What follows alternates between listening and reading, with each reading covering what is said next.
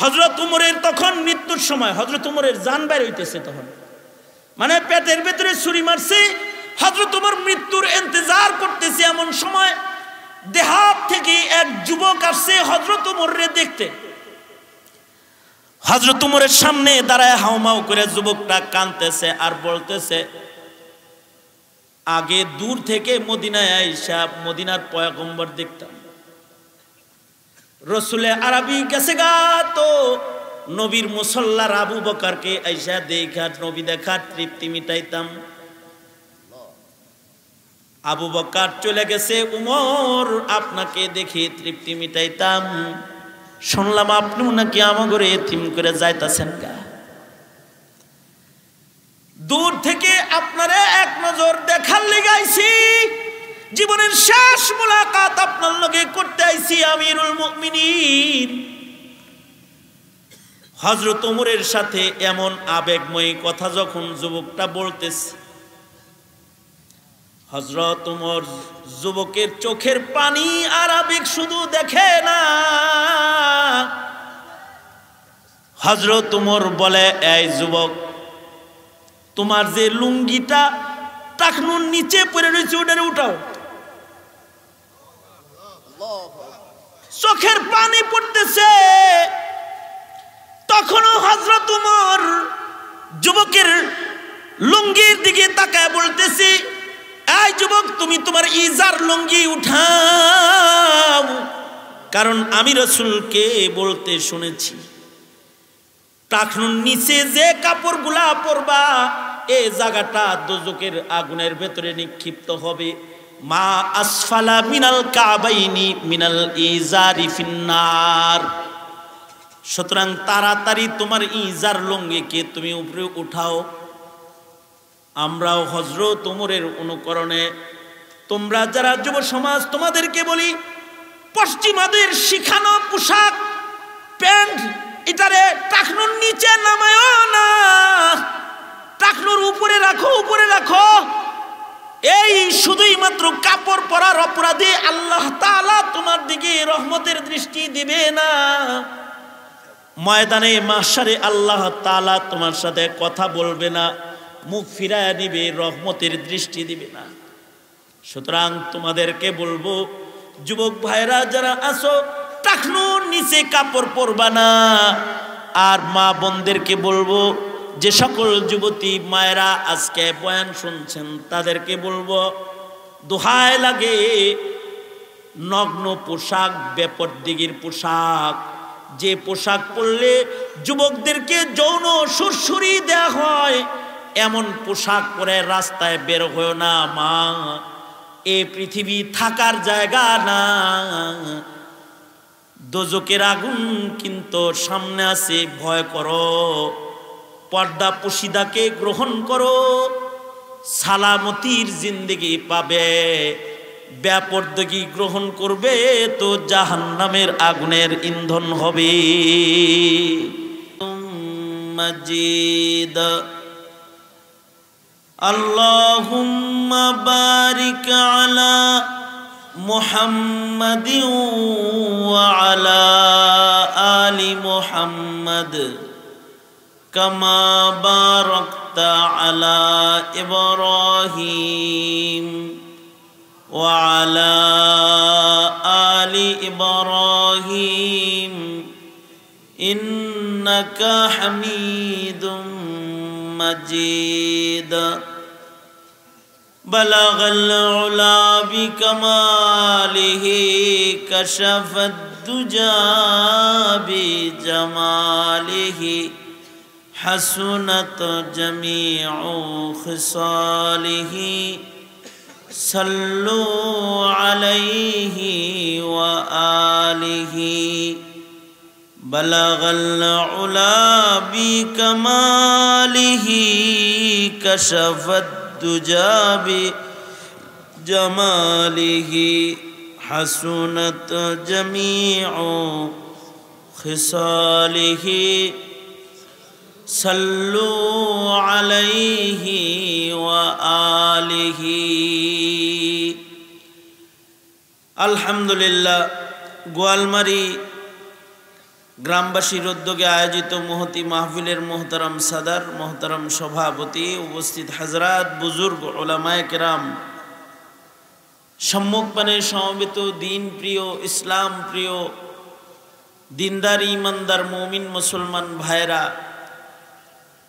পর্দার আড়ালের মা বোনেরা, বিশ্বজগতের মালিক, বিশ্ব প্রতিপালকের বিশ্ব দরবারে কালিমাত শকর যে মহান রব্বুল আলামিন অত্যন্ত দয়া করে, মায়া করে, ভালোবেসে রহমতি বরকতি জান্নাতের টুকরা বাগানে উম্মতের ওলামায়ে দ্বীনদের সোহবতে আমাদেরকে আল্লাহ তাআলা দ্বীনি নসিহতের মজমায় আসার বসার তৌফিক দান করেছেন। এজন্য কালিমাতুশ শকর পড়ি, শুকরিয়া আদায় করি, জবান খুলে ভক্তি ভরে সমস্বরে আওয়াজ করে উচ্চ আওয়াজে উচ্চ কণ্ঠে সকলে একযোগে একসাথে বলি আলহামদুলিল্লাহ। এত সময় পর্যন্ত গুরুত্বপূর্ণ নসিহত হযরতুল আল্লামা শেখ হাসান জামিল দামাত বরকাতুহুল আলিয়া গুরুত্বপূর্ণ নসিহা আপনাদেরকে করেছেন। আমি আপনাদের সামনে বরকতের নিয়তে আয়াত এবং হাদিস পেশ করেছি। এগুলোকে সামনে করে গনে গনে গুটি কয়েক কথা আপনাদের সামনে বলবার এরাদা। আল্লাহ তাআলা কিছু উপকারী কথা আপনাদের কানে পৌঁছাইবার তৌফিক দান করেন। আপনারা দোয়া করুন, বলুন আমিন। সফল মুমিন যদি কেউ হতে চায় তাইলে আল্লাহ পাকের মনোনীত কিছু বিশেষ সিফাত গুণ, ওই গুণগুলো যদি নিজেদের ভেতরে আনা যায় তাহলে সফল মুমিন হওয়া যায়। আল্লাহর মনোনীত যে সকল গুণের মাধ্যমে আমরা সফল মুমিন হিসেবে নিজেদের নাম লেখাইতে পারি, সেই গুণগুলার ভেতরে একটি গুণ হলো তাকওয়াল্লাহর গুণ। ওই সকল মুমিন যাদের ভেতরে তাকওয়াল্লাহ আছে, খোদাভীতি আছে, মুমিনগুলা সফল মুমিন। আর ওই সকল মুমিন যাদের ভেতরে তাকওয়াল্লাহ নাই, আল্লাহর ভয় ভীতি নাই, ওই মুমিনগুলা আল্লাহ পাকের কাছে সফল মুমিন নয়। কারণ তাকওয়াল্লাহ ব্যতিরিকে গুনাহ বর্জন করাও সম্ভব নয়, তাকওয়াল্লাহ ব্যতিরিকে ইবাদত করাও সম্ভব নয়। যাদের মধ্যে খোদাভীতি আছে, তারা খোদাভীতি যাদের যত বেশি হবে তাদের ইবাদত তত বেশি হবে, তাদের জিন্দেগিটা গুনাহ মুক্ত বেশি হবে। আর খোদাভীতি যদি কারণ না থাকে তখন তার জিন্দেগি গুনাহে পরিপূর্ণ হয়ে যাবে। মুসলিম মুমিনদের বাজারে বহু মুমিন এমন আছে যাদের ঈমান আছে, ঈমানের ঘরে তাদের জন্ম, মুমিনের পরিচয়ে তাদের বসবাস, কিন্তু তাদের জিন্দেগিতে নেক আমল নাই, তাদের জিন্দেগি গুনাহে ভরা। আছে না নাই? আছে না? সারা দিন কেটে যায়, 5 বেলা নামাজের 1 বেলা নামাজের হাজিরি তার নসিব হয় নাই। সারা জিন্দেগি শেষ হয়ে যাইতেছে, নবীর একটা সুন্নাহর আমল তার ভেতরে নাই। জিন্দেগি পার হয়ে যাইতেছে, ভালো একটা কথা মুখে নাই, জিকরুল্লাহর আওয়াজ তার জবানে নাই। তার জিন্দেগির গুরুত্বপূর্ণ সময়গুলো সব পাপের কাজে ব্যয় হয়ে যাইতেছে। নিজের মন চাই চলাফেরার ভেতরে তার মূল্যবান হায়াত ফুরায় যাইতেছে। এটার কারণ হলো তার হৃদয়ের ভেতরে আল্লাহর ভয় নাই। আল্লাহ পাক যে তাকে ধরবেন, আল্লাহর সামনে যে তার দাঁড়াইতে হবে, আল্লাহর কাছে যে তার যাইতে হবে, জিন্দেগির প্রতিটা সেকেন্ডের হিসাব যে আল্লাহর কাছে দিতে হবে, এই চিন্তা ভাবনা, এই ভয় ভীতি তার হৃদয়ের ভিতরে নাই।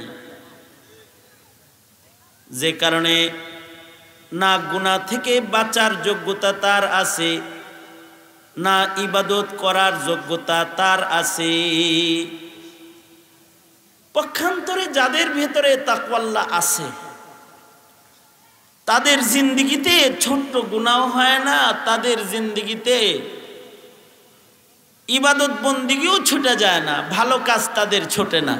কারণ কি? খোদা ভীতি, আল্লাহর ভয়। সাহাবায়ে কেরাম রিজওয়ানুল্লাহি আলাইহিমের জিন্দেগি যদি আমরা তাকাই, তো সাহাবায়ে কেরামের জিন্দেগিতে তাকাইলে দেখব যে সাহাবায়ে কেরামের ছোট অপরাধও হইতেছে না, ছোট ইবাদতও ছুটতেছে না। এই যে সিফতটা, এইটা সাহাবায়ে কেরামের অর্জন হয়েছে তখন যখন তাকওয়ার নিয়ামত অর্জন হয়েছে, তাদের হৃদয়ের ভেতরে আল্লাহর ভয় এটা স্থাপিত হয়েছে, তো ছোট্ট গুনাহও তাদের দ্বারাই হইতেছে না। হিলিয়াতুল আউলিয়া কিতাবের ভেতরে আসছে যে হযরত আবু বকর সিদ্দিক রাদিয়াল্লাহু আনহু আল্লাহর ভয় বেশি হওয়ার কারণে ছোট্ট অপরাধ করতে পারতেন না, ছোট্ট গুনাহ ছাড়তে পারতেন না। ছোট গুনাহ এটা ছেড়ে দিতেন, কারণ কি? আল্লাহর ভয়। ছোট্ট একটা নেকির কাজ এটা ছাড়তে পারতেন না, আল্লাহর ভয়। জীবনের প্রতিটা মুহূর্ত হিসাব করে করে চলতেন, কোনো কারণে যেন আল্লাহর আদালতে আসামি হইতে না হয়। একবার হযরত আবু বকর সিদ্দিক রাদিয়াল্লাহু আনহুর সামনে হিলিয়াতুল আউলিয়াতে আছে যে উনি 3 দিনের না খাওয়া, আর ওনার কাছে রুটি গোশত হাদিয়া আসছে। একদিন না খায়া যদি রোজা রাখে তাইলেই তো গটি বাটি শুদ্ধ খাইতে মনে চায়, আর উনি 3 দিনের না খাওয়া, ক্ষুধার যন্ত্রণাটা কিরকম। রুটি গোশত সামনে আসলে হযরত আবু বকর রুটি গোশতের একটা লুকমা মুখের ভেতরে দিয়ে দিয়েছেন, ক্ষুধার যন্ত্রণায় চিবাইতেছেন, গিলেও ফেলেছেন। এক টুকরা রুটি, এক টুকরা গোশত হযরত আবু বকরের পেটের ভিতরে চইলাও গেছে। খাইতেছেন, আর যে গোলাম রুটি গোশত হাদিয়া আনছে তার সাথে হযরত আবু বকর গল্প করতেছেন। হযরত আবু বকর বলেন, এত সুন্দর খাবার তুমি কোথা থেকে আনলে? তোমার বাড়িতে এত সুন্দর খাবার রান্না হয়েছে? না, এটা একটা বিয়া বাড়ির খানা, এটা হাদিয়া আইছে। যিনি আমাকে হাদিয়া দিয়েছে বহুকাল আগে আমি তার চিকিৎসা করেছিলাম, তাকে একটা মন্তর পড়ে ফু দিছিলাম, আমার ওই মন্তরে সে সুস্থ হয়ে গেছে, জড়িতে বক মরছে, ফইরের কারামতি বাড়ছে। আমি যে ফু দিয়েছি সে তো সুস্থ হয়ে গেছে। গরিব মানুষ কখনো আমায় কিছু দিতে পারে না, তো কখনো আমায় ভালো কোনো মেহমানদারিও করতে পারে না। আজকে বিয়ে বাড়িতে, তার বাড়িতে অনুষ্ঠান, ওই দিনের ফুয়ের বিনিময় হিসাবে আজকে সে আমাকে ভালো খাবারটা দিছে। আমি জানি আপনি 3 দিনের না খাওয়া, এ কারণে আমি খাবারটা আপনাকে হাদিয়া দিয়েছি। ফু দিছিলাম তো রোগী ভালো হয়ে গেছে। মাঝে মধ্যে জাতা পইরা ফু দিলেও রোগী ভালো টালো হয়, জ্বরে মাঝে মাঝে বক পড়ে, আর ফকিরের তখন কি কারামতি বাড়ে। কিছুদিন আগে আমি সিরাজগঞ্জে গেছি একটা মাহফিলে, এক লোক এসে আমারে যাইতে ধরছে, হুজুর হুজুর বসেন বসেন, হুজুর ফু দেন। কি এর ফু? কি জন্য? আমার ভাগ্নির 7 বছর 9 বছর হয়, বাচ্চা হয় না, ফু দেন যেন একটু বাচ্চা কাচ্চা হয়। আমি হেই মিয়া, আমি কি এটার চিকিৎসা জানি নাকি? কোনো বাচ্চা কি কোনো মোল্লার কাছে? বাচ্চা তো আল্লাহর কাছে। না হুজুর, গত বছর একটা ফু দিয়েছিলেন আপনি, এটা আমার বাস্তি, ওইটা ওই রকম রোগে ছিল, এটার 7 মাস এখন। কি বুঝছেন তো? কি বুঝছেন? গত বছর মাহফিলে যাইছিলেন, ফু দিয়েছিলেন, তো আমার ওইটাও রোগী ছিল, এটার বাচ্চা 7 মাস এখন। আজকে একটা দেন হুজুর। দেখে না, আমি কোনো ফুটু কিচ্ছু জানি না, মাঝে মধ্যে সূরা ফাতিহা পড়ে ফু দিই, আর কখনো কখনো সময় কম থাকলে চলতি পথে ফু দেওয়ান লাগে, তখন আমি কই আল্লাহ আমি কিছু জানি না, তাও দিলাম ছু।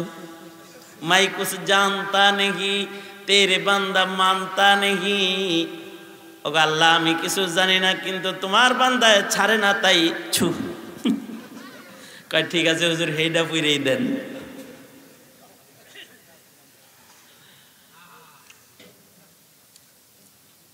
হযরত হাকিম মোহাম্মদ থানভী রহমাতুল্লাহ আলাইহির কাছে এক লোক আসছে, হুজুর আমার মদের দোকানে তাবিজ দেন যেন বেচা কেনা বেশি হয়। চিন্তা করছেন, দোকান হইল মদের, আর এই মদ বেশি বেচা কেনার জন্য তাবিজ দিতে আইছে হাকিমুল উম্মতের কাছে। কি আর করবে, এমন ভাবে যেতে ধরছে। মদের দোকানে কি অন্য কিছু লেখন যায়? দোয়া কালাম। যাই হোক, বেচা কেনা বাইরে গেছে। আর এক লোক এসে কয় হুজুর আমার দোকানেও দেন। কেন? কয় ওই যে হেরে যে দিছেন বেচা কেনার ধুম লাগছে। আমি তো এর কোনো দোয়া কালাম লিখে দিছি না। কয় কি লিখে দিছেন? কয় আমি লিখে দিছি জিস কম বख्त को शराब पीना ही है वो इस दुकान से पी। লিখে দিছি যে কমিনা কম বख्त মদ খাইবই হে যেন এই দোকান থেকে কিনা খায়। কয় হুজুর এইটাই তো কামে লেগে গেছে, বেচা কেনা বাইরে গেছে, আমার দোকানে ওইরকম একটা লিখে দে।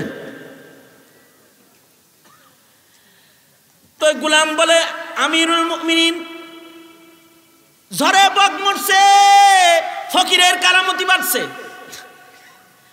আমি দিছিলাম মন্ত্র পড়ে ছু, হের তো অসুখ ভালো হয়ে গেছে। জীবনে কোনোদিন কোনো বিনিময় আমায় দিতে পারে না। আজকে তার বাড়িতে ভালো রান্না হয়েছে, তাই আমার জন্য খাওয়ান আনছে, আমি আপনারে দিছি। সিদ্দিক আকবর সাথে সাথে খাবার বন্ধ করেছেন। হযরত আবু বকর বলে তুমি যে ফু দিছিলা এটা কি আল্লাহর নামে দিছিলা? কয় না না, যখন ফুফা দিছি আল্লাহরে আমি চিনি না, অর্থাৎ আমি তখনও মুসলমান হই নাই, জাহিলিয়াতে মন্তর পড়ে ফু দিছিলাম। কয় তাহলে তো গায়রুল্লাহর নামে ফু দিছো? কয় জি। হযরত আবু বকর বলে গায়রুল্লাহর নামের খানাটা আমারে খাওয়াইছো। হযরত আবু বকরের তাকওয়াল্লাহ আবু বকরকে এতই আক্রমণ করেছে, সাথে সাথে হযরত আবু বকর পেট ভরে পানি পান করেছেন, আর নিজের মুখের ভেতরে আঙ্গুলির দ্বারা খোঁচা মারা শুরু করেছেন বমি করার জন্যে। লোকেরা বলে, হযরত উসমান বলে আমিরুল মুমিনিন মুখের ভেতরে এত শক্ত করে আঙ্গুলি মারতেছেন কি জন্য? হযরত আবু বকর বলে গায়রুল্লাহর নামের খাবারের একটা লুকমা আমার পেটে চলে গেছে, এটা বাইর করার জন্য। কারণ আমি রাসূল থেকে শুনেছি হারাম খাদ্যের দ্বারাই দেহের যে অঙ্গটা গঠন হয় ও অঙ্গটা দোজকের আগুনের ইন্ধন হবে। তা আমি চাই না গায়রুল্লাহর নামের কোনো খানা আমার পেটে হজম হয়ে যাক। এ কারণে আমি মুখের ভেতরে আঙ্গুলি দিয়া বমি করার চেষ্টা করছি, যাতে করে যেই লুকমা খাবারটা আমার পেটে গেছে এটা যেন বাইরে হয়ে যায়।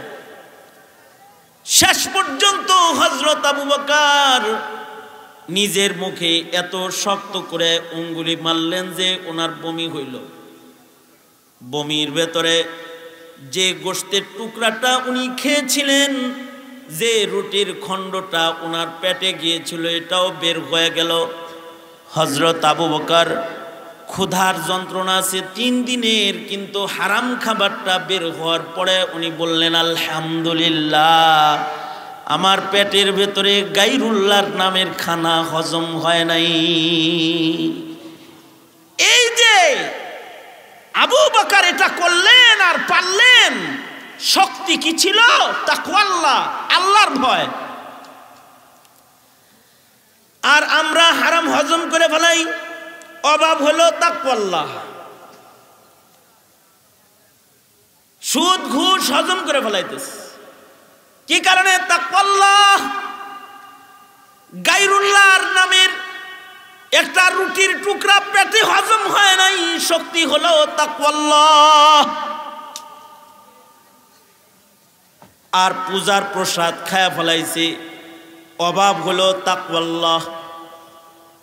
কারণ আমাদের দেশের গায়রুল্লাহর পূজার প্রসাদ পর্যন্ত মুসলমান না খাইলে হিন্দুগর খাওয়ান হালাল না। মুসলমানরা যে হিন্দুর প্রসাদ খায়, পূজার প্রসাদ খায়, সুদ ঘুষ খায়, যা চায় মনে চায় তাই খায়, যত হারাম খাদ্য আছে খায়।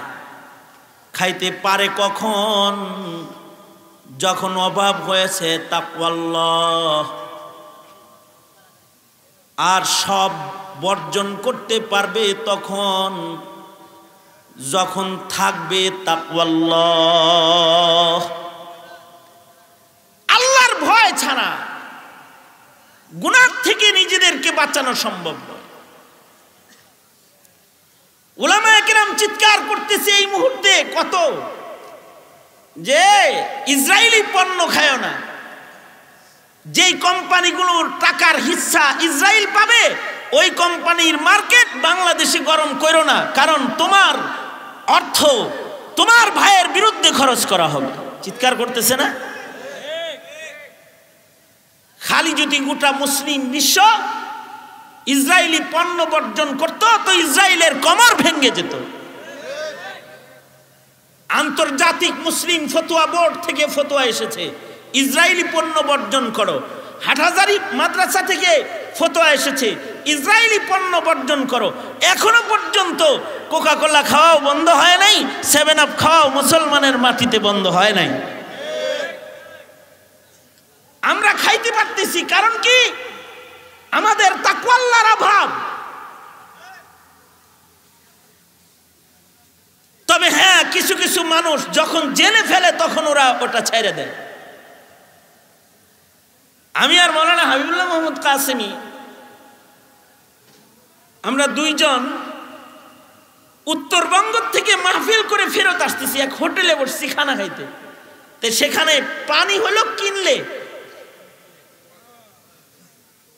কোকা কোলা কোম্পানির পানি। আর আমরা বললাম এই পানি আমরা খাবো না, তোমাদের খাবার খাবো, পানি দোকান থেকে কিনে খাবো। তা আমরা বাংলাদেশি পানি কিনে এনে তারপরে খাবার খাচ্ছি। আমাদের পাশের টেবিলে স্বামী স্ত্রী খাওন খায়, তো 2টা পেপসিও আনছে। স্বামী তো গট করে খাইতেছে, বয়ে খায় না। ওই যে হে, এই পাশের টেবিলে আমাদের আচরণ দেখছে। দেখার পরে এই বিবি স্বামীকে বলতেছে, তুমিও মুসলমান, হুজুররাও মুসলমান, তুমি পানি খাইলা না, ওনারা পানিটা খাইলো না, আর তুমি পেপসি খাইতেছো সমানে। 7 আপ খাও, আমি খাবো না। মহিলাটা বলে ফেললো, আমি খাবো না। তার মানে একজনের তাকওয়া নাড়াচাড়া দিয়েছে, এ কারণে সে ওইটা এখন খাইতে পারতেছে না। বেডি তার স্বামীরে কয়, তুমিও মুসলমান, হেরাও মুসলমান, হেরা খায় না আর তুমি ঘাট খাইতেছো। মুসলমানি এত দুর্বল। জামাই তার বউরে বুঝ দিবার লাগছে, হুজুররা হার্ড লাইনে আছে, আমি একটু সফট লাইনে আছি। ওনারা হার্ড লাইন তাই খায় না, আমি একটু সফট লাইনের মানুষ তাই খাই। এটা কিছু না। তার মানে এই বক্তব্য দিতে পেরেছে তখন যখন তাকওয়াল্লাহর কমি হয়েছে তখন। আর যদি খোদা ভীতি থাকতো তাহলে সেও বলতো আমার অর্থ আমার ভাইয়ের বিরুদ্ধে কাজ করবে, আমার ভাইকে হত্যার জন্য, মুসলিমকে শেষ করার জন্য যারা চক্রান্ত করবে মুসলমান হইয়া আমি তাদের সাহায্য করতে পারি না। পারে নাই। কারণ কি? অভাবটা কোন জায়গায়? অভাবটা হলো এই জায়গায় যে তাকওয়াল্লাহর কমি। মুয়াত্তায়ে ইমাম মালিকের ভিতরে আছে, হযরত উমরের কাছে দুধ হাদিয়া আসলো, দুধ। হযরত উমর দুধ খাইলেন, দুধ হযরত উমরের পছন্দের খাবার, হযরত উমর দুগ্ধ পান করলেন। যখন এত কথা কয় কেউ বসে তোবারকের লাইন, হ্যাঁ আমি তো গোয়ালমারির মাহফিল দাওয়াত আমি রাখি না, কিন্তু মনে মনে রাগ হইতেছে গোয়ালমারি ওলা, হ্যাঁ রাখি না, আমি রাখছে হাসান জামিল ভাই, আমি রাখছি ওনার বাড়ির মাহফিল, উনি আপনাকে এনে দিছে, এই তবারক আছে দেখে আমি দাওয়াত রাখি না। আমার কথা হলো আমি বয়ান করব অল্প লোক নিয়ে, কিন্তু শ্রোতার মতো শ্রোতা নিয়ে বয়ান করব। আমি দুই ধান্দার শ্রোতা নিয়ে আমি ওয়াজ করব না, এটা আমার মেজাজ, মন মানসিকতা। আমি ওয়াজ করব, আপনার মন থাকবো ড্যাগের দিকে, আপনারা থাকবেন কেউ বাটির দিকে, প্লেটের দিকে, এরকম জায়গায় আমি বয়ান করব না। তো একটা আওয়াজ হবে, আমি ওয়াজ বন্ধ করে দিব, অ্যাজ ইউ উইশ। তোবারক খাও নয় ওয়াজ শোনো, যে কোনো এক কাম করবা। হ্যাঁ তোবারক খাইতে পারো, আগে বয়ান শেষ হবে, তারপরে আওয়াজ হবে, এর আগে একটা আওয়াজ হবে না। গোয়ালমারি যদি আমার জীবনে কোনোদিন দাওয়াত না দেয়, তাতেও আমার কোনো লস নাই। তো আমার কথা খুব স্ট্রেট, সোজা সাপটা কথা। ভদ্রের মতো যদি বয়ান শোনো তাহলে বয়ান হবে, আর যদি অভদ্র হও বয়ান হবে না। সিদ্ধান্ত লয়ে লো আগে, পরে ওয়াজ করি। ওই পাশে যারা আছে ভলেন্টিয়ার যারা আছে তারা ওয়াজে বয়, ওয়াজ শেষ হবে, তারপরে তবারক নিয়ে নাড়াচাড়া করবি, এর আগে তবারকের নাড়াচাড়া নাই। তাছাড়া বয়ান করবো না, তবারক খায় জাগা বাই।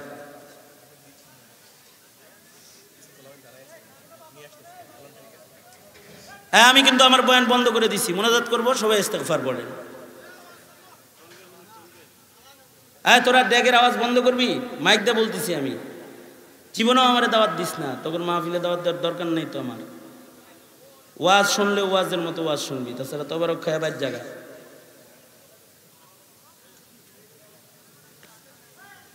আপাতত ওয়াজ বন্ধ, আওয়াজ বন্ধ হবে, তারপরে বয়ান।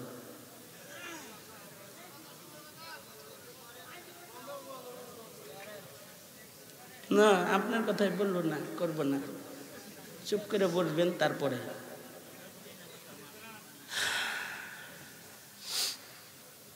একটু জিকির করেন, আল্লাহ আল্লাহ আল্লাহ আল্লাহ আল্লাহ।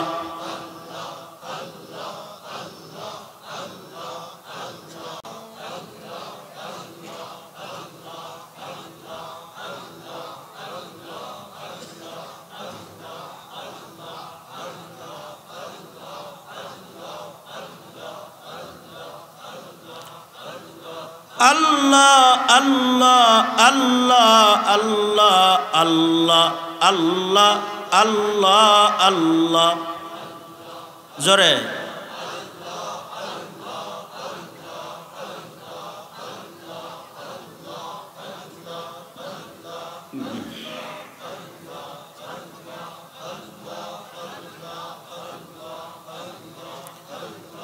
আল্লাহ আল্লাহ আল্লাহ আল্লাহ আল্লাহ।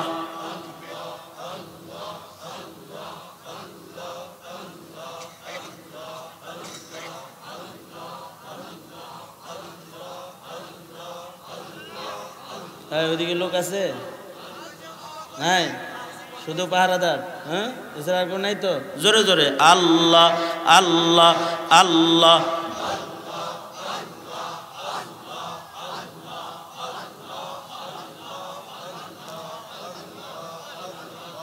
আল্লাহ আল্লাহ আল্লাহ আল্লাহ আল্লাহ আল্লাহ আল্লাহ আল্লাহ আল্লাহ আল্লাহ আল্লাহ আল্লাহ আল্লাহ আল্লাহ।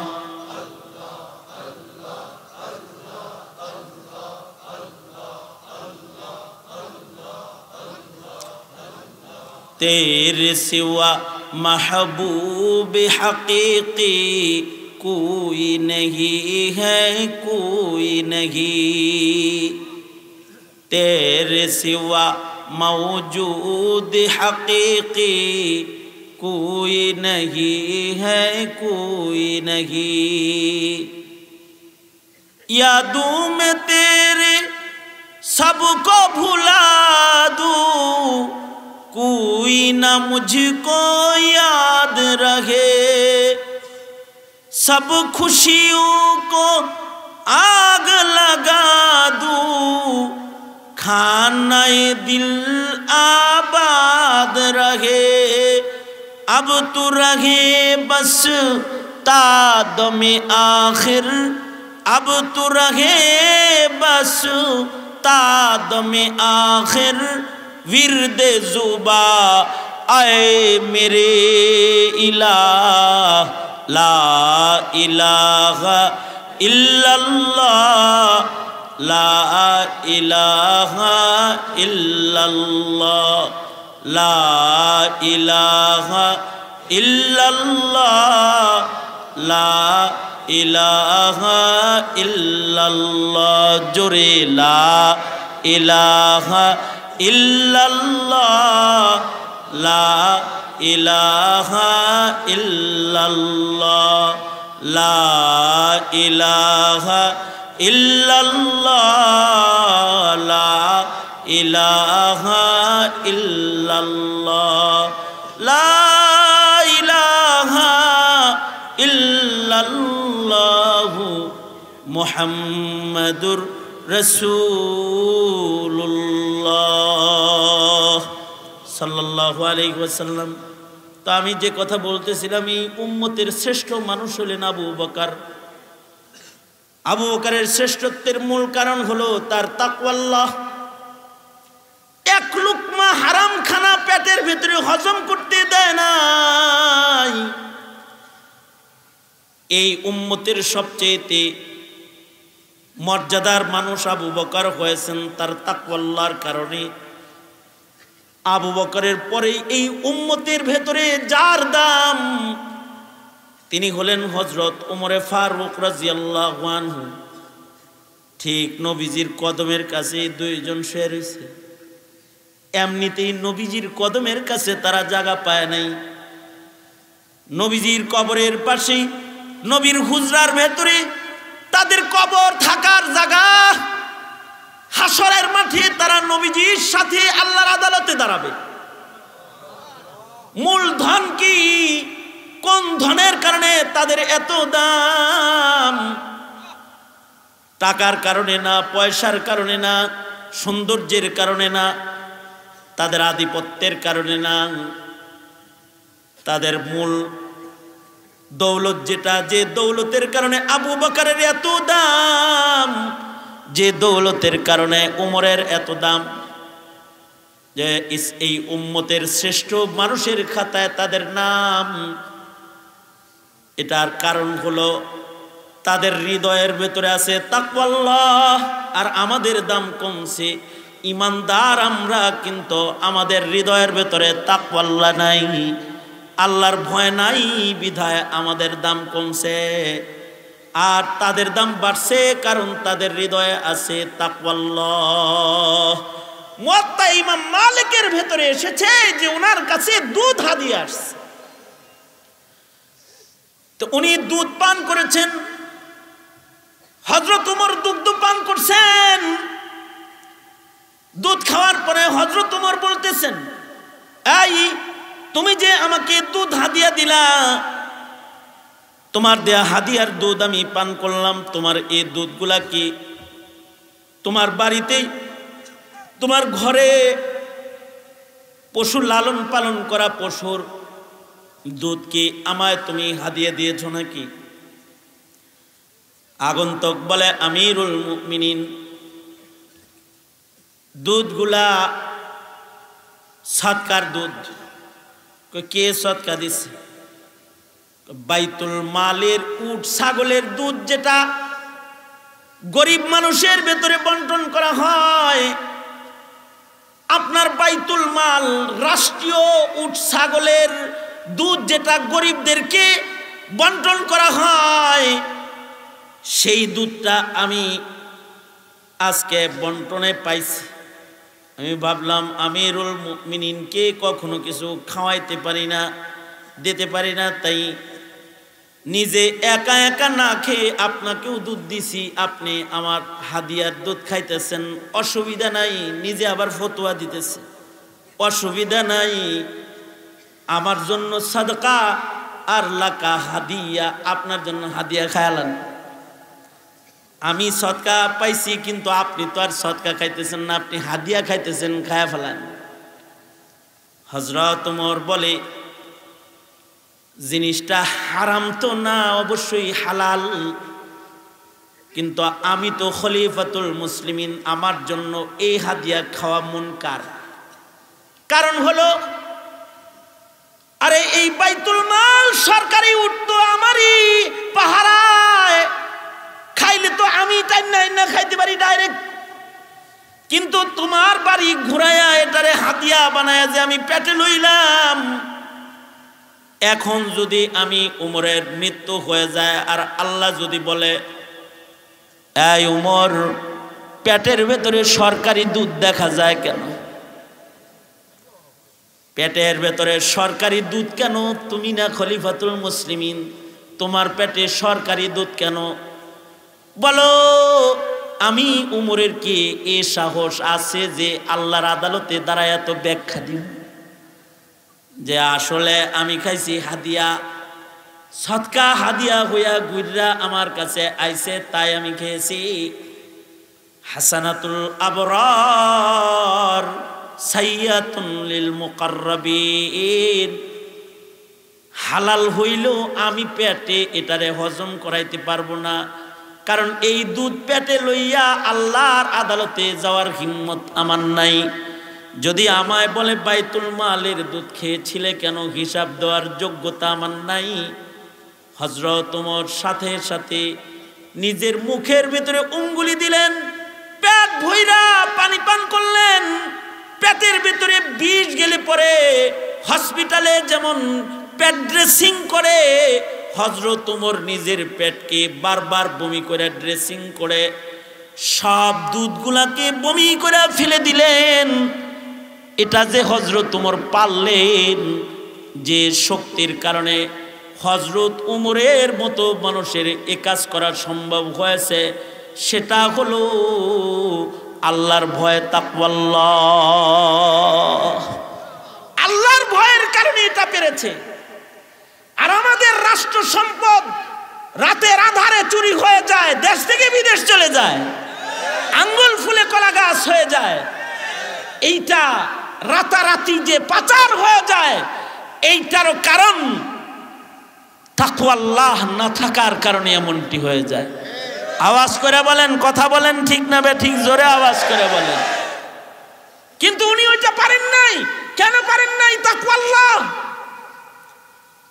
এ কারণেই হযরত ওমরের একটা খাতা ছিল, হযরত ওমরের জীবন ডায়েরি ছিল, একটা জীবন ডায়েরি, যে ডায়েরির ভিতরে প্রতিদিন সকাল বেলায় হিসাব করতেন। আজ রাত্রে কয়টা নেকির কাম করছেন এটা লিখতেন, আর আজ রাত্রে কয়টা অপছন্দনীয় কাম হয়েছে সেটা লিখতেন। গুনাহ না, এই যে এরকম কাম অপছন্দনীয় কাম, আসলে তো গুনাহ না, কিন্তু এটা আল্লাহ পছন্দ করতে পারে। এরকম কাম রাতের বেলায় কয়টা হয়েছে এটা লিখতেন। আবার সন্ধ্যাবেলায় সারা দিনে কয়টা নেকির কাজ করেছেন এটা লিখতেন, কয়টা গুনার কাজ করেছেন এটা লিখতেন। আমরা কি সারা বছরের নেক আর গুনাহ কি হিসাব করি নাকি? আমাদের তো সারা বছরে কয়টা নেকির কাম করছি তার হিসাব নাই। কিন্তু হযরত ওমরের জীবন ডায়েরি ছিল, যার ভেতরে প্রতিদিন সন্ধ্যাবেলায় তিনি লিখতেন দিনের বেলায় কয়টা নেকি করেছেন। আল্লাহু আকবার বলেন। দিনের বেলায় কয়টা নেকি করেছেন, দিনের বেলায় কয়টা অপছন্দের কাম করেছেন এটা তিনি লিখতেন। লেখাটা বড় কথা না, সবচেয়ে বড় কথা হলো হযরত ওমর সকাল সন্ধ্যা নিজের পিঠে দুর্রা দিয়ে নিজে বাড়ি মারতেন যদি নেকি কমই হইতো। কোনদিন যদি নেক কম করেছে আর কোনো অপছন্দনীয় কাজ হয়ে গেছে, তো হযরত ওমর নিজের পিঠের ভেতরে দুর্রা মেরে নিজেকে শাস্তি দিতেন, আর নিজেকে শাসন করে বলতেন, কমবখত কেন নফল নামাজ কইমা গেল। নিজের পিঠে নিজে, গতকালকে তোমার নফল ছিল 80 রাকাত 100 রাকাত, আজকে 50 রাকাত কেন হলো? দুর্রা। নিজের পিঠে নিজে মারতেন আর নিজেকে শাসন করতেন। এই কারণেই হযরত উমরের ইন্তেকালের পরে যখন হযরত উমরের গোসল দেওয়া হইতেছিল, হযরত উমরের পিঠের ভিতরে চাবুকের বাড়ির দাগ দেখা যায়, ঘা হয়ে গেছে দেখা যায়। লোকেরা বলে, যারা গোসল দিয়েছে তারা বলে আমিরুল মুমিনিনের পিঠের ভিতরে বেত্রাঘাতের চাবুকের দাগ। আমিরুল মুমিনিনকে চোখ তুলে তাকায়া শাসন করবে এমন মানুষ তো মক্কা মদিনায় নাই। সেখানে খলিফাতুল মুসলিমিন আধা জাহানের খলিফার পিঠে চাবুকের দাগ কেমনে আসলো? ফ্যামিলির লোকেরা বলে বাবার জীবন ডায়েরি আছে, জীবন ডায়েরি, যেই ডায়েরিতে সকাল সন্ধ্যা নিজের নেক আর নিজের গুনার হিসাব বাবা লিখতেন। নিজের অপরাধ আর নিজের সুকর্মকে লিপিবদ্ধ করতেন। কোনদিন সন্ধ্যা বেলায় যদি দিনের ইবাদত কম হয়ে যেত তাহলে নিজের পিঠে নিজে দুর্রা মেরে নিজেকে নিজে শাসন করতেন, ওমর কাজটা ভালো করো নাই। এইরকম হিসাব নিকাশের কারণে উমরের মাকাম হলো। হযরত উমর সম্পর্কে উমরের বক্তব্য, উমরের সম্পর্কে জিব্রাইলের বক্তব্য, জিব্রাইলের বক্তব্য। আল্লাহর রাসূল সাল্লাল্লাহু আলাইহি ওয়াসাল্লাম হযরত জিব্রাইলকে বলে, জিব্রাইল আমার উমরের কোনো গুণগানকে আপনি একটু বলতে পারেন না? হযরত জিব্রাইলের বক্তব্য হলো, আল্লাহর নবী আমাকে যদি 950 বছর ভইরা নূহ নবীর হায়াত ভইরা যদি আমাকে 1000 বছর ব্যাপী যদি আপনার উমরের প্রশংসা বলতে বলা হয়, আপনার উমরের এত গুণ আমি জিব্রাইল বর্ণনা করে শেষ করতে পারবো না। এই যে এত গুণ, এটা ওনার তাকওয়া আল্লাহর কারণে। উম্মুল মুমিনিন হযরত আয়েশা সিদ্দিকা রাদিয়াল্লাহু আনহা বলেন আল্লাহর রাসূলকে, ওগো আল্লাহর নবী আকাশে কত তারা আছে, আকাশের তারকা গুইনা শেষ করা যাবে না। ওগো আল্লাহর নবী আপনার উম্মতের ভেতরে এমন কেউ কি আছে যার নেকি গুইনা শেষ করা যাবে না? আকাশে কত তারা, এটা যেমন মানুষের গুনার সাধ্যের বাইরে। ওগো আল্লাহর নবী আপনার উম্মতের ভেতরে এমন কোন মানুষ আসেনি যার নেকি গুনাহ ফিরিস্তাদের সাধ্যের বাইরে? এই ফিরিস্তারা তার নেক গুনাহ শেষ করতে পারবে না, এমন কেউ কি আছে? হযরত উম্মুল মুমিনিন আয়েশা মনে মনে ভাবতেছেন, আমার বাবা আবু বকরের নামটাই বুঝি আল্লাহর নবী এখন বলবেন। কিন্তু আল্লাহর রাসূল বললেন, হ্যাঁ আয়েশা, আমার উম্মতের ভেতরে এমন মানুষ আছে যার নেকি গুইনা শেষ করা যাবে না। হযরত আয়েশা বলেন, তার নাম কি? আল্লাহর রাসূল বললেন, তার নাম হলো উমর। উমরের জীবনে এত নেক উমর কামাই করেছে যে উমরের নেকি গুইনা ফিরিস্তারা শেষ করতে পারবে না। হযরত আয়েশা সিদ্দিকা বাচ্চা মানুষ, ওনার দিলের ভিতরে চিন্তা হইলো, তাহলে আমার বাবা কই গেল? উনি বলে, ওগো আল্লাহর নবী আমার বাবার কি নেকি এরকম না? আল্লাহর রাসূল আবু বকর সম্পর্কে আজব ফজিলত বর্ণনা করে আল্লাহর রাসূল বলে, তোমার বাবা আবু বকরের মান আরো আলাদা। তোমার বাবা আমার সাথী গারে শহরের সাথে আবু বকরের শুধুই মাত্র গারে শহরের ভিতরে যে মুহাব্বত আর যে তাকওয়া সহ আমাকে যে গারে শহরে তোমার বাবা পাহারাদারি করেছে, তোমার বাবার হিজরতের রাতগুলা যদি মিজানের এক পালায় দেয়া হয় আর উমরের টোটাল জিন্দিগি ধইরা যদি আর এক পালায় দেয়া হয়, আবু বকরের হিজরতের রাত্রির পাহারার দাম আল্লাহর কাছে বেশি হয়ে যাবে। এই কারণে হযরত উমর আবু বকরকে বলতেন, আবু বকর তোমার হিজরতের রাত কয়টা আমারে দিয়ে দাও, আর আমার গোটা জিন্দেগি তুমি লয়ে যাও, আমার জিন্দেগির সব নেক আমল তোমাকে দিয়ে দিই। ভাই আবু বকর, তোমার হিজরতের রাতে যে রাসূল পাহারা দিয়েছো শুধু ওইটা আমারে দিয়ে দাও। এই যে ওনাদের মর্যাদা, এই মর্যাদার মূল রহস্য হলো তাকওয়াল্লাহ। আল্লাহর ভয়ের কারণে ওনাদের জীবনে এত উন্নতি। কারণ প্রতিদিন সকাল বেলায় নিজের নেকি লিখতেন আর নিজের গুনাহ লিখতেন।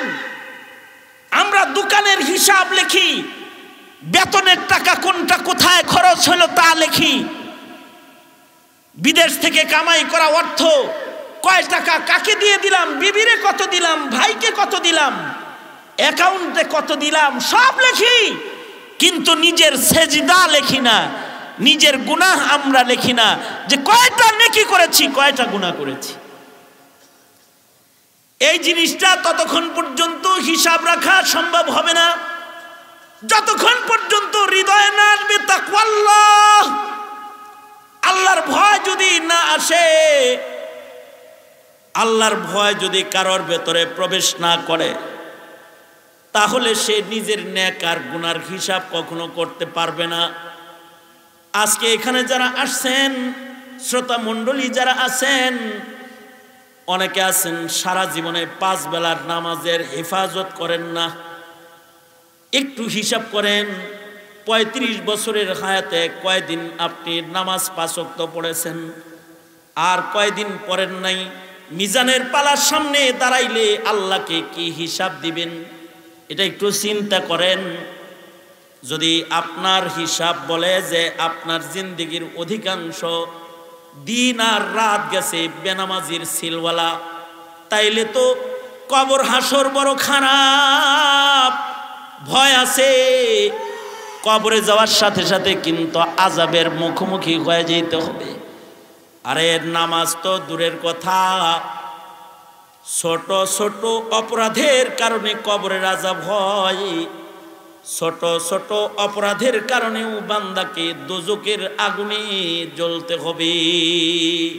মুহাম্মদুর রাসূলুল্লাহ সাল্লাল্লাহু আলাইহি ওয়াসাল্লাম একদিন কবরস্থানের পাশ দিয়ে আল্লাহর রাসূল হেঁটে যাচ্ছেন।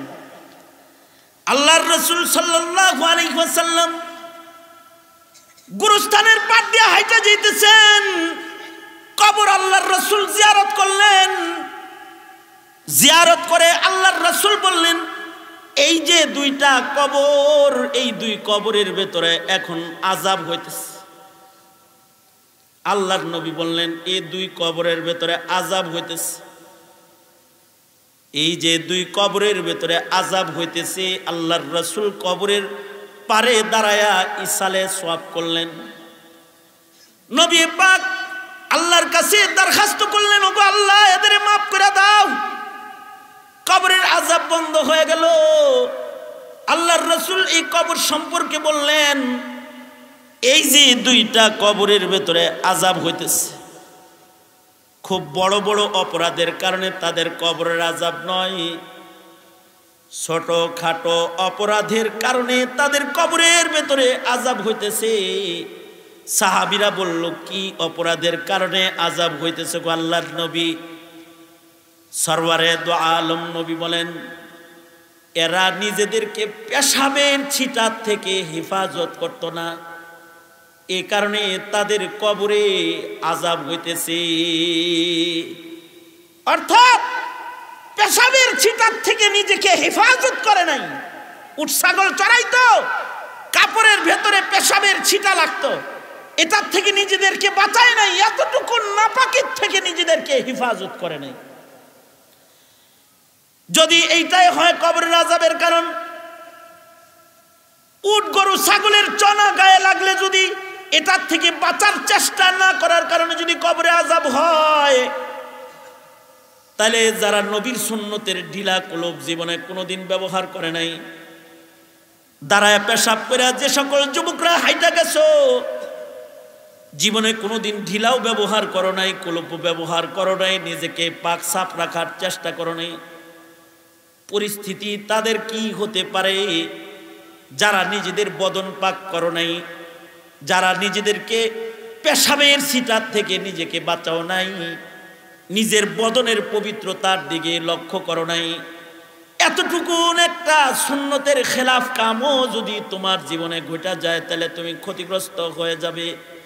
এ কারণে আল্লাহ তাআলা বলেন তিনটা গুণ অর্জনের মাধ্যমে মুমিন তুমি সফল কাম মুমিন হও। এক নাম্বার হলো তাকওয়া ওয়ালা মুমিন হও, আল্লাহর ভয়ে ভীতু মুমিন হও।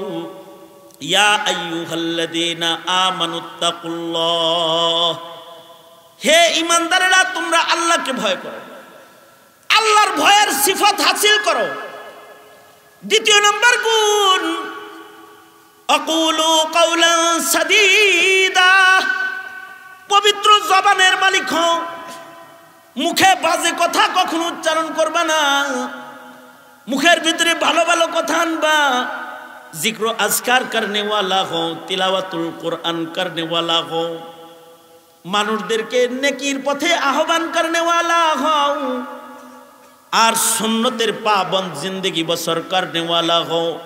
ওমাই ইউতিল্লাহ ওয়া রাসূলাহু ফাকাদ ফাযা ফাওজান আযীমা, ফরজ বিধান পালন করে আল্লাহর অনুসরণকারী হও, আর নবীর সুন্নাহর ইত্তিবার মাধ্যমে নবীর ইত্তিবাকারী মুমিন হও, তাহলে তুমি সফল মুমিন হয়ে যাবা। সফলতার মুকুট আল্লাহ তাআলা তোমাকে দান করবে। এটার ভেতরে হলো সফলতা। সঙ্গত কারণে আল্লাহর বিধান অমান্য করণ নাই, 5 ওয়াক্ত নামাজ পড়ো, নিজের জিন্দেগিকে হিসাব নিকাশ করে সামনে বাড়ো, আর নবীর সুন্নাহর ইত্তিবাকারী হও। পশ্চিমাদের অনুসরণ করতে করতে 90% মুসলমানের দেশের পোশাক চলাফেরা এখন পশ্চিমাদের ঢঙের হয়ে গেছে। পশ্চিমাদের ঢং, পশ্চিমাদের ঢং দিয়া তুমি নাজাত পাবা না, মনে রাখবা। আজকে যুবকদের পোশাক পরিচ্ছেদের দুর্বলতার কারণে তারা বেনামাজি, এমন টাইট প্যান্ট পরে যা পয়রা নামাজ পড়া যায় না, এমন ডিজাইনের প্যান্ট পরে যেটা পয়রা নামাজ পড়া যায় না। পুরুষরা এখন প্যান্ট, যুবকরা প্যান্ট নামাইতে নামাইতে পায়ের গোড়ালির নিচ দেয়, আর মহিলা স্টাইল হলে এটা খালি উপরের দিকে উঠতেছে। যত রানের কাছাকাছি যাবে তত ভদ্রতার পোশাকে পরিণত হয়েছে।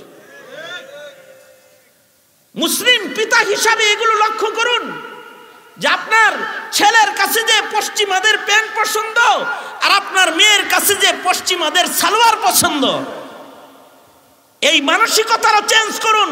নবীর ইত্তিবার মানসিকতা নিজেদের ভেতরে আনুন। আমরা এগুলো করি বিধায়ী যারা ন্যূনতম দাওয়াত তাবলীগ, মাদারিসে কওমিয়া, পীর বুজুর্গদের খানকা যেখানে সুন্নতের রং ঢং আছে তাদেরকে মধ্যযুগী বলে গালি দেয়।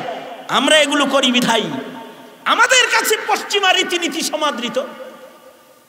আমাদের মানসিকতার এই অধপতনের কারণেই 90% মুসলমানের দেশের শিক্ষাঙ্গনে শিক্ষক হয়ে আমার দেশের মুসলিম রমণীর বুরকা ধরে টান দেওয়ার সাহস করেছে, শুধু আমাদের মানসিকতার দুর্বলতার কারণে।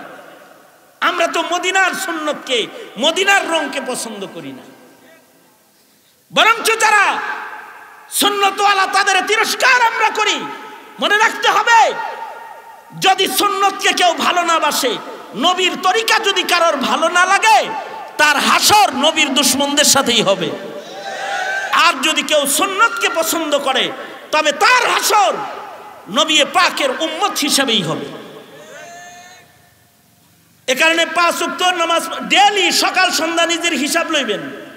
কয় বেলা নামাজ পড়লেন, কয় রাকাত নফল নামাজ পড়েছেন, সারা দিনে কয়বার ওযু করেছেন, এটার একটা হিসাব থাকা চাই। সারা দিনে কয় শতবার জিকির করেছেন।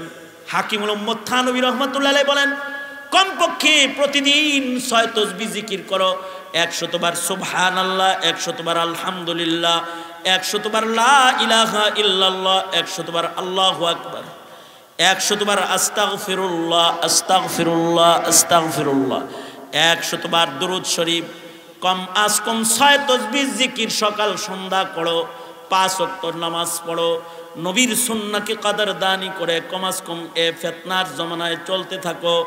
যাদের ভেতরে এতটুকু মুখের জিকির পবিত্রতাও থাকবে আর সুন্নতের ইত্তিবা থাকবে, এই ফাসাদের জমানায় একটা সুন্নতের উপর আমলকারীকে আল্লাহ তাআলা 100 গলা কাটা শহীদের সওয়াব আল্লাহ তাআলা সুন্নতের আমলের বদলায় দিবে।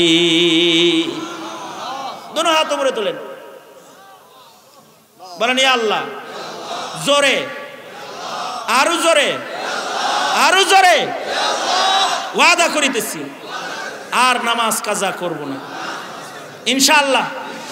হয় না চিল্লায় জোরে করে কোন ইনশাআল্লাহ, জোরে কোন ইনশাআল্লাহ। বলেন ইয়া আল্লাহ আর কোনদিন দাড়ি কাটবো না। দাড়ি কাটবো না আসতে কইছেন কে? জোরে বলেন দাড়ি কাটিব না, সুন্নতি দাড়ি রাখিব ইনশাআল্লাহ, সুন্নতির কদর করব ইনশাআল্লাহ। বলেন ইয়া আল্লাহ। সকাল সন্ধ্যা জিকির করব, দাওয়াত ও তাবলীগে সময় লাগাবো, হক্কানি পীর মাশায়েখের দরবারে যাব। আসতে কোন গে ইনশাআল্লাহ কোন জোরে। আলেম ওলামা যেখানে আমরা আছি সেখানে বলেন জোরে। আলেম ওলামা যেখানে, আলেম নাই যেখানে, আলেম ওলামা যেখানে, আলেম ওলামা নাই যেখানে, মনে থাকবে তো ইনশাআল্লাহ? মনে থাকবে তো? হাত নামা। এই স্লোগানগুলো দেন, ইলেকশনের টাইম তো এই স্লোগানগুলোর দাম। আমি বলবো আলেম ওলামা যেখানে, আপনারা বলবেন আমরা আছি সেখানে। আলেম ওলামা যেখানে, আলেম ওলামা নাই যেখানে, মনে থাকবে, মনে থাকবে, হ্যাঁ মনে থাকবে নি? জোরে আওয়াজ করে বলেন আলেম ওলামা নাই যেখানে, আলেম ওলামা যেখানে। কারণ হলো আলেম না থাকলে এই সুন্নতের কথা এত শক্ত করে কেউ বলবে না। আলেম ওলামা না থাকলে মানুষের নামাজের ওয়াদা করানোর মানুষ থাকবে না। এদেশের সবাইকে নামাজের ওয়াদা করায়, কোন শিক্ষাঙ্গনে নামাজের ওয়াদা আছে? স্যার হয়েছেন, স্কুলের নামাজের জন্য শাসন আছে, কলেজে নামাজের জন্য শাসন আছে, বাড়িতে নামাজের জন্য শাসন আছে। বাপে নিজের সন্তানগুলাকে নামাজের জন্য শাসন করে, কারা করে? আলেমরা করে। কারা করে? জোরে বলেন। আলেমরা ওয়াদা করায়। আর আমাদের সমাজে বেনামাজির সংখ্যা বেশি বিধায় গাঁজাখোর বেশি, মদখোর বেশি, বাবাখোর বেশি, জেনাকার বেশি, পাপাচারকারী বেশি। নামাজির সংখ্যা কম দেখেই তো এই দশা। কারণ সবাই যদি নামাজি হইতো তাহলে ইয়াবা বাবা মার্কেটে চলতো না। কথাটা কার? জোরে বলেন। হয় নাই, হয় নাই, আরো জোরে বলেন। কথাটা কার? নামাজি হইলে যে ইয়াবা বাবা গাঁজাখোর অপরাধীর সংখ্যা কমে যাবে গ্যারান্টি তো আল্লাহ নিজে দিছে। ইন্নাস সালাতা তানহা আনিল ফাহশাই ওয়াল মুনকার। কিন্তু আমরা তো আমাদের পিতা, আমাদের মায়েরা কি সন্তানদেরকে বলে যে নামাজ না পড়লে তোর ভাত রান্না হবে না আমার বাড়িতে? বলে? বলে না। কোনো শাসন নাই। তার সন্তানকে সে ধর্মীয় শাসন করে না। তার সন্তানটা যে নাস্তিকদের দলে ঘুরতে ঘুরতে ইসলাম পছন্দ করে না, কোরআন পছন্দ করে না, ধর্ম পছন্দ করে না, এরপরেও সে এই সন্তান নিয়ে গর্বিত, গর্ব করে। কিন্তু এই সন্তান তার দোজখে যাওয়ার কারণ। সুতরাং নামাজি বানাইতে হবে। তোমরা যারা এই ওয়াজ মাহফিল করা ধন্যবাদ জানাই, কিন্তু নামাজ পড়ো মিয়া। বৎসরে একটা মাহফিল করলেই বুঝি জান্নাত? এত সোজা? নামাজ পড়ো 5 বেলা, রাগ হওয়ার কিছু নেই। 5 বেলা নামাজ পড়বা ইনশাআল্লাহ। বলো যুব সমাজ নামাজ পড়বা তো ইনশাআল্লাহ? কয় ওয়াক্ত পড়বা? শিখে না এমনি আন্দাজে মান্দাজে।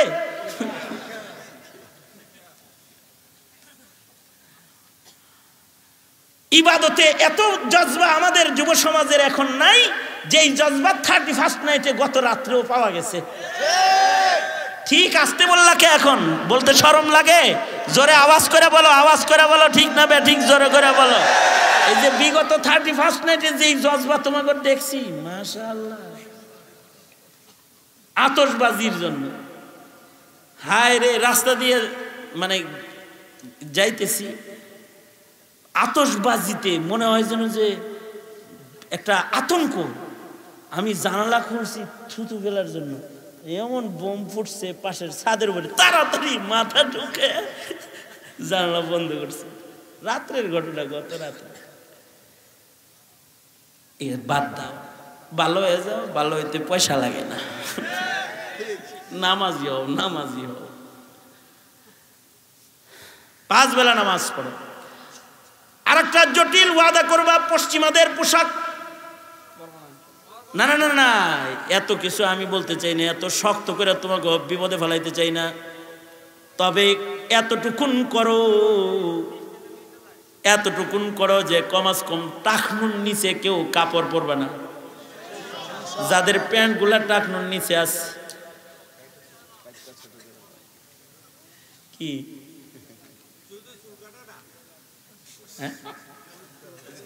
চুল কাটে না, স্টাইল কাটিং। এই নওজোয়ান গ্রুপ অফ ইন্ডাস্ট্রিজ লিমিটেড, আপনারা যারা আছেন, আপনাদের প্রতি অনুরোধ, হযরত উমরের তখন মৃত্যুর সময়, হযরত উমরের জান বের হইতেছে তখন, মানে পেটের ভেতরে ছুরি মারছে, হযরত উমর মৃত্যুর ইন্তজার করতেছে। এমন সময় দেহাত থেকে এক যুবক আসছে হযরত উমরের দেখতে। হযরত উমরের সামনে দাঁড়ায় হাউমাউ করে যুবকটা কাঁদতেছে আর বলতেছে, আগে দূর থেকে মদিনায় আইসা মদিনার পয়গম্বর দেখতাম, রসুলে আরবি গেছে গা, তো নবীর মুসল্লার আবু বকরকে আইসা দেখা নবী দেখা তৃপ্তি মিটাইতাম। আবু বকর চলে গেছে, উমর আপনাকে দেখে তৃপ্তি মিটাইতাম। শুনলাম আপনিও নাকি আমাগরে এতিম করে যাইতাছেন গা, দূর থেকে আপনারে এক নজর দেখার লেগাইছি, জীবনের শেষ মুলাকাত আপনার লগে করতে আইছি আমিরুল মুমিনিন। হযরত ওমরের সাথে এমন আবেগময়ী কথা যখন যুবকটা বলতেছে, হযরত ওমর যুবকের চোখের পানি আর আবেগ শুধু দেখে না, হযরত ওমর বলে, এই যুবক, তোমার যে লুঙ্গিটা টাকনুর নিচে পড়ে রয়েছে ওটারে উঠাও। চোখের পানি পড়তেছে, তখনও হযরত ওমর যুবকের লুঙ্গির দিকে তাকায় বলতেছি, এই যুবক, তুমি তোমার ইজার লুঙ্গি উঠাও, কারণ আমি রাসূলকে বলতে শুনেছি, টাকনুর নিচে যে কাপড়গুলা পরবা এই জায়গাটা দোজখের আগুনের ভেতরে নিক্ষিপ্ত হবে। মা আসফালা মিনাল কাবাইনি মিনাল ইজারি ফিন্নার। সুতরাং তাড়াতাড়ি তোমার ইজার লুঙ্গিকে তুমি উপরে উঠাও। আমরাও হযরত ওমরের অনুকরণে, তোমরা যারা যুব সমাজ, তোমাদেরকে বলি, পশ্চিমাদের শিখানো পোশাক প্যান্ট এটারে টাকনুর নিচে নামায়ও না, টাকনুর উপরে রাখো, উপরে রাখো। এই শুধুই মাত্র কাপড় পরার অপরাধে আল্লাহ তাআলা তোমার দিকে রহমতের দৃষ্টি দিবে না। ময়দানে মাহশারে আল্লাহ তাআলা তোমার সাথে কথা বলবে না, মুখ ফিরায় নিবে, রহমতের দৃষ্টি দিবে না। সুতরাং তোমাদেরকে বলবো, যুবক ভাইরা যারা আছো, টাকনুর নিচে কাপড় পরবা না। আর মা বোনদেরকে বলবো, যে সকল যুবতী মায়েরা আজকে বয়ান শুনছেন, তাদেরকে বলবো, দোহাই লাগে, নগ্ন পোশাক, বেপরদিগির পোশাক, যে পোশাক পরলে যুবকদেরকে যৌন সুরসুরি দেয়া হয়, এমন পোশাক পরে রাস্তায় বের হয় না মা। এই পৃথিবী থাকার জায়গা না,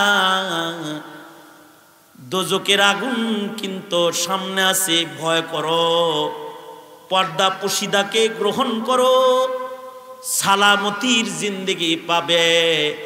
বেপরদগি গ্রহণ করবে তো জাহান্নামের আগুনের ইন্ধন হবে। পুরুষদেরকে বলবো টাকনুর উপরে কাপড় তুলো, আর নারীদেরকে বলবো বুরকা পরো। আল্লাহর রাসূল সাল্লাল্লাহু আলাইহি ওয়াসাল্লাম, এইটাই আমার শেষ কথা। আল্লাহর রাসূল সাল্লাল্লাহু আলাইহি ওয়াসাল্লাম যুদ্ধের ময়দান থেকে আসতেছেন। আল্লাহর রাসূল সাল্লাল্লাহু আলাইহি ওয়াসাল্লাম কাফেলা লইয়া যুদ্ধের ময়দান থেকে মদিনায় ফেরত আসতেছেন। সরওয়ারে দু আলম নবী সাহাবীদেরকে লইয়া যুদ্ধের ময়দান থেকে মদিনায় আসতেছে। মদিনার সব লোকেরা বাইরে বের হয়ে গেছে, নারী পুরুষ সবাই। কারণ কারোর বাবা গনিমতের মাল লয়ে আসতেছে, কারোর ভাই গনিমতের মাল লয়ে আসতেছে, আবার কেউ শোকাহত দাঁড়িয়ে আছে। মদিনার বর্ডারে তারা খবর পাচ্ছে তাদের স্বামী যুদ্ধের ময়দানে শহীদ। অনেকের স্বামী আসছে, আবার অনেকের লাশ যুদ্ধের ময়দানে দাফন হয়ে গেছে শহীদ হিসাবে। নারী পুরুষরা যখন মদিনার বর্ডারে অপেক্ষা করতেছে, আল্লাহর রাসূল যুদ্ধ সেরে এসেছেন। হাবিবে কিবরিয়া নবী একটা বয়োবৃদ্ধ বৃদ্ধা নারীকে দেখলেন গাছের তলায় দাঁড়িয়ে সে অপেক্ষা করছে। বুরকার উপর দিয়েই বৃদ্ধাকে দেখে আল্লাহর রাসূল চিনে ফেলেছেন। সরওয়ারে দু আলম নবী মুহাম্মদুর রাসূলুল্লাহ সাল্লাল্লাহু আলাইহি ওয়াসাল্লাম বললেন, সাহাবীরা ওই মহিলাকে খবর দাও, তার দুইটা সন্তান যুদ্ধের ময়দানে শহীদ হয়ে গেছে, ওরা আর আসবে না। জান্নাতের পথে এ মায়ের সন্তানদের সাথে তার মোলাকাত হবে। মহিলার কাছে আর কান্না দেখে হাবিবে কিবরিয়া নবী সান্ত্বনা দেওয়ার জন্য সামনে আগায় গেছেন। নবী আলাইহিস সালাতু ওয়াস সালাম যখন সামনে আগায় গেছেন, মহিলাটা বারবার তার উর্নি টানতেছে, আর এই বৃদ্ধা নারী তার চেহারাকে বারবার ঢাকবার লাগছে। তো তাকে জিজ্ঞেস করা হয়, কাঁদো কেন আর চেহারা ঢাকো কেন এমন করে? ওই কাঁদি হলো সন্তান হারায় গেছে এই বেদনায়।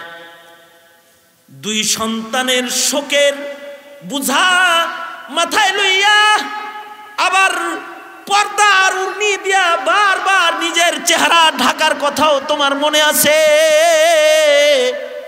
দুইটা সন্তান তোমার হারায় গেছে, তারপরেও তুমি তোমার চেহারা বারবার ঢাকতেছো কেন? এখন তো আবেগে আপ্লুত হয়ে তুমি শুধু কাঁদবে। তোমার দুটি সন্তান তুমি হারায়ছো রে মা। বুড়া নারী বলে, কান্তিছি দুইটা রত্ন হারানোর বেদনায়, যে দুইটা সন্তান আমাকে ফেলে আমার আগে তারা আল্লাহর কাছে চলে গেছে। কান্না আসতেছে সন্তানের মায়ায়, আর চেহারা বারবার পর্দা করতেছে আল্লাহর মায়ায়। না জানি আবেগের কারণে চেহারা খুলে গেলে যদি বেপর্দা হয়ে যায়, আর আসমানের মালিক আল্লাহ যদি আমার পরে নারাজ হয়ে যায়, রবরি খুশি করার জন্য তার মায়ায় চেহারাটাকে আর সন্তানের মায়ায় আমি কাঁদি। অর্থাৎ কঠিন আবেগের মুহূর্তেও তারা আল্লাহ তাআলার সন্তুষ্টির কথা ভুলে যায় নাই। কঠিন আবেগের মুহূর্তে হযরত উমর খেলাফে সুন্নত পোশাকের দিকে নজর করে এটার ইসলাহ করার কথা ভুলে যায় নাই। সুতরাং ইহে যুবক, নিজেদের চলাফেরা চাল চলন এর ভেতরে সুন্নতের রং ঢুকাও। নারীরা নিজেদেরকে পর্দার ভেতরে চালাও, আল্লাহর ভয়কে নিজের ভেতরে বসাও, জবানে পবিত্রতার ফুল ঝরাও, তাকওয়াল্লাহ দিলের ভেতরে বসাও। যদি এই গুণগুলা অর্জন করতে পারো তাহলে ফাজা ফাউজান আযীমা,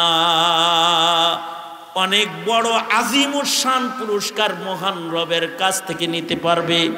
আল্লাহ তাআলা আল্লাহর পুরস্কারের আশায় আমাদেরকে আল্লাহ তাআলা এ সকল নিয়ামতের গুণে গুণী করে দেখ, জোরে আওয়াজ করে বলেন আমিন। টাকনুর নিচে কাপড় আর পরবা না যুবকেরা, ইনশাআল্লাহ বলো।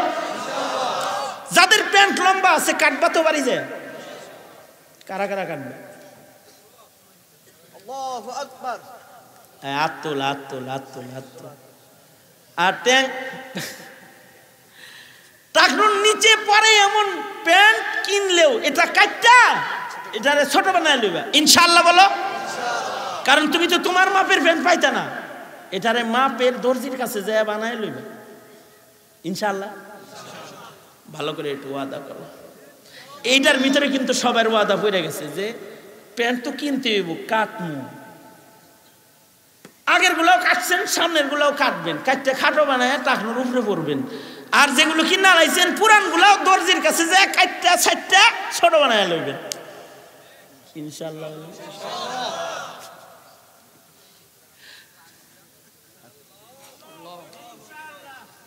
আল্লাহ, আমরা পুরুষেরা ওয়াদা করিতেছি টাকনুর নিচে কাপড় পরিব না, ইনশাআল্লাহ। চিল্লা এখন জোরে আওয়াজ করে বলেন ইনশাআল্লাহ।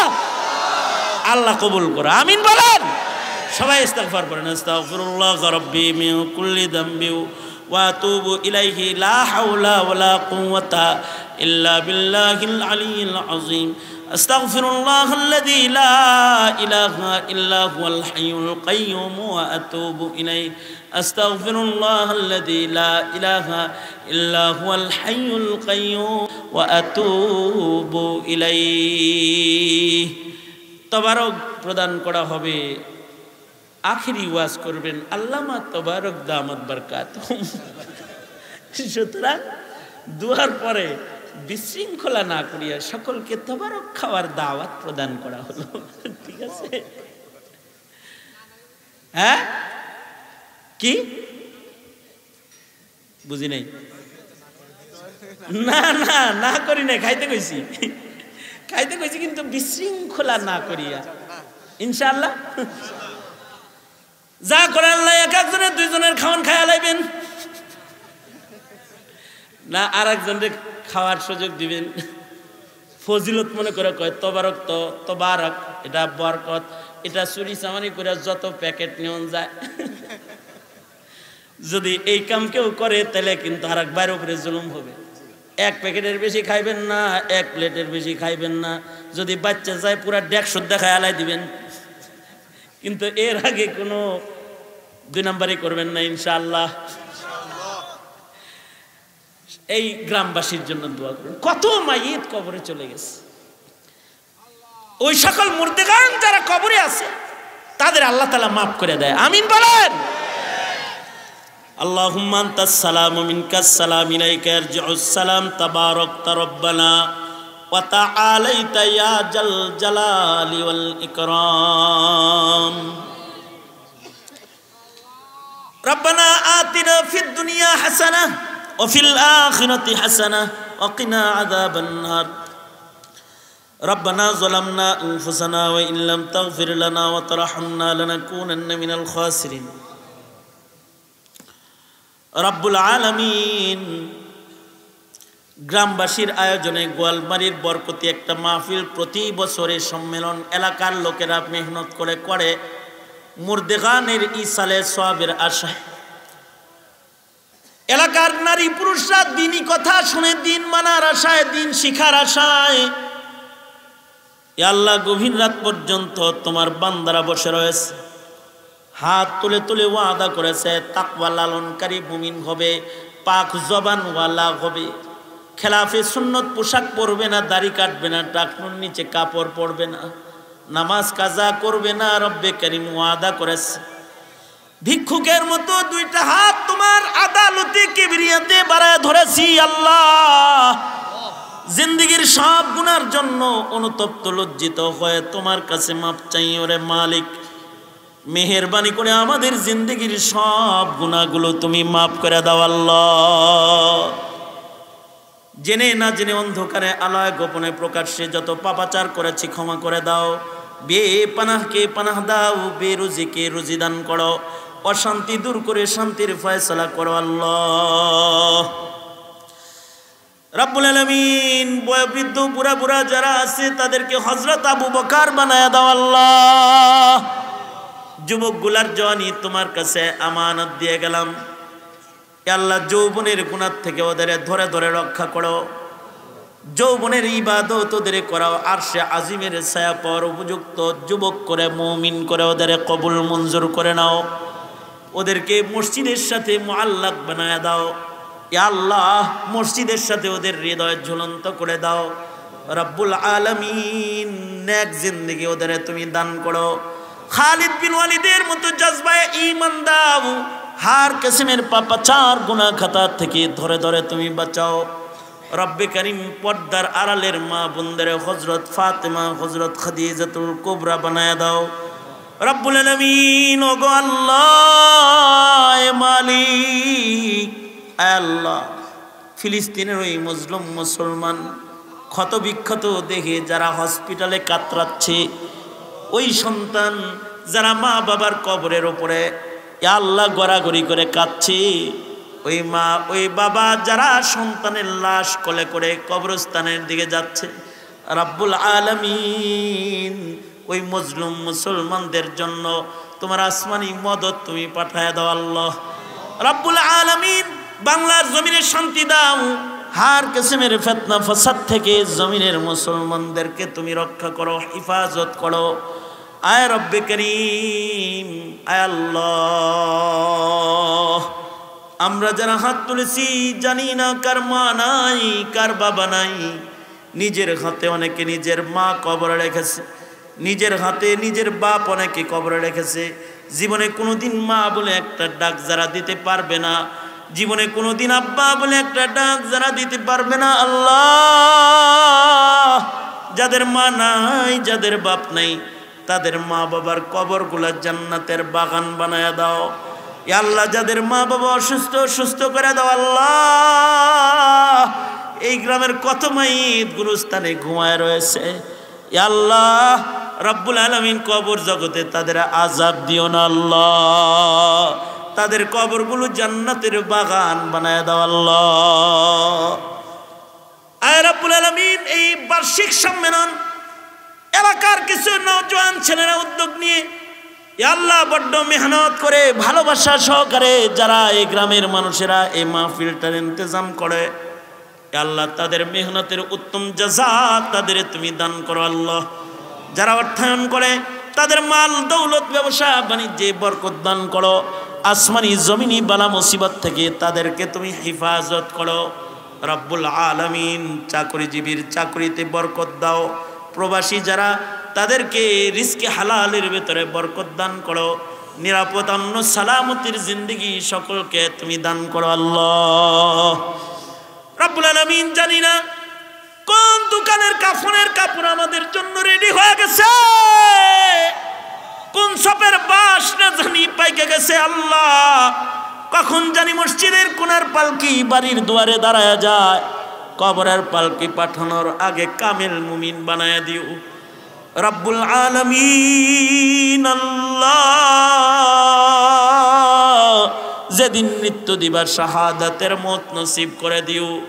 নামাজের হালতে মৃত্যু দিও আল্লাহ রব্বুল আলামিন। রোজার হালতে মরণ দিও।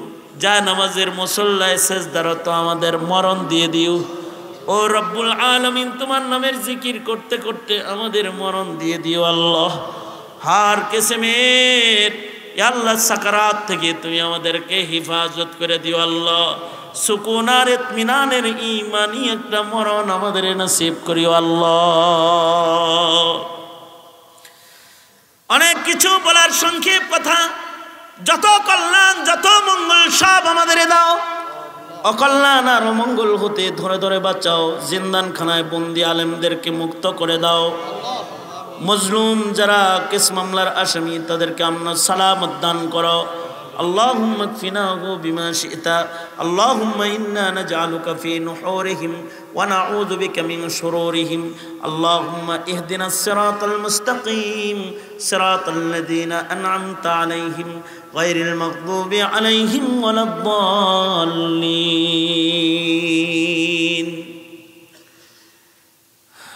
اللهم اجعل سأرنا على من ظلمنا وانصرنا على من عادانا ولا تجعل مصيبتنا في ديننا ولا تجعل الدنيا أكبر همنا ولا مبلغ علمنا ولا غاية رغبتنا ولا تسلط علينا من لا يرحمنا اللهم زدنا ولا تنقصنا وأكرمنا ولا تهنا وأعطنا ولا تحرمنا وآثرنا ولا تؤثر علينا وأرضنا وارض عنا يا كريم